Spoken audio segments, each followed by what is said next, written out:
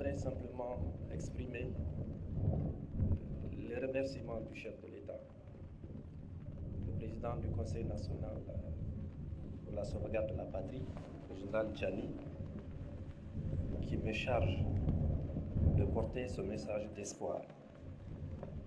Un message qui comporte un engagement de notre pays de s'affranchir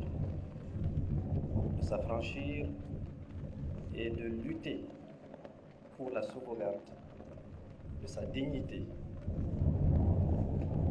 Le général Tchani, comme l'a dit le ministre qui vient de terminer son discours, demande que les ressources qui seront issues de la production de la phase 2 soient destinées exclusivement à assurer le développement de notre pays sur la base d'un partage équitable, que l'ensemble des populations nigériennes en profitent. Ces ressources seront destinées à assurer notre souveraineté. Elles seront destinées évidemment à nous permettre de nous affranchir de certains types de défis que nous vivons. Et je peux vous en assurer que tout sera mis en œuvre pour que dans la plus grande transparence, que l'usage de ces ressources, je le répète encore, soit fait de la meilleure manière possible.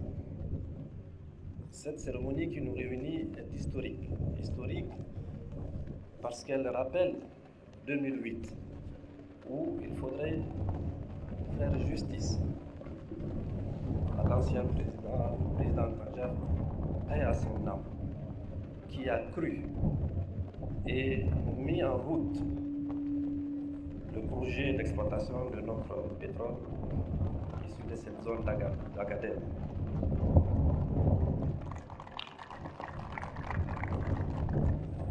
Cela provoque à moi une certaine émotion parce qu'on était tous ensemble en 2008, là où on faisait la pose de la première pierre.